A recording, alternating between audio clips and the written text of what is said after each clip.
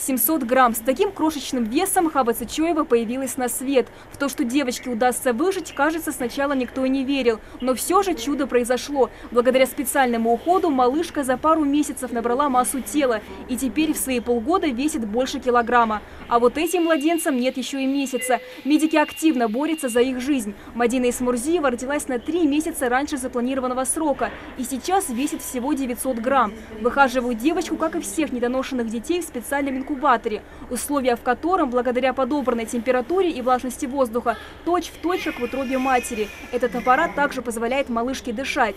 С массой тела, как у Мадины, шансы на выживание практически равны нулю, говорят врачи. Однако в условиях перинатального центра девочка не только выжила, но даже набирает вес. Сейчас мы стараемся, чтобы ребенок как можно раньше попал в окружение тепла и любви своей матери, несмотря на то, что он еще тяжелый, маловесный. Но если сегодня угрозы жизни ребеночку маленькому нет, то мы стараемся, чтобы мама принимала как можно большее участие в выхаживании своего ребенка.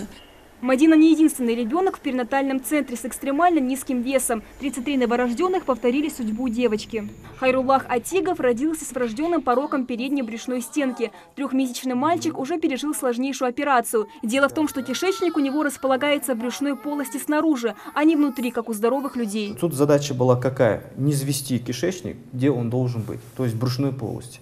Но иногда при погружении у нас бывает проблема именно то, что сдавливается диафрагма, то есть это часть пленки такая, которая разграничивает брюшную полость от плевральной полости. Если производится низведение и давит на эту диафрагму, тем самым прижимая легкие, тут нарушается газообмен и тем самым дыхательная недостаточность у нас развивается.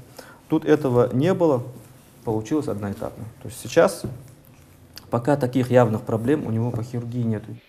За маленькими пациентами присматривает целый штат квалифицированных специалистов. Сейчас в кабинете офтальмолога на приеме очередная малышка, чей вес чуть больше килограмма. Без лишней скромности можно сказать, что в перинатальном центре одно из лучших оборудований на территории всего СКФО. Ретинальную камеру уж точно не встретишь в соседних республиках. Аппарат позволяет на ранней стадии выявить ретинопатию недоношенных детей.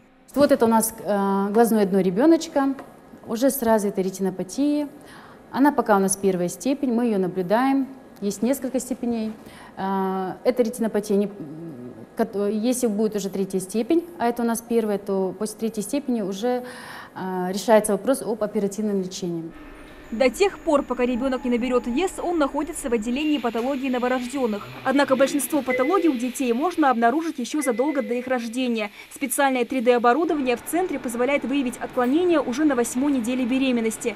Ингушетия – один из лидеров по рождаемости в нашей стране. Только в прошлом году на свет появились более 7000 малышей, а в перинатальном центре с момента открытия родилось более 1000 детей, в том числе с экстремально низкой массой тела, которые благодаря стараниям врачей день за днем идут на поправку. Амина Бокова, Магомед Урусханов, Новости 24.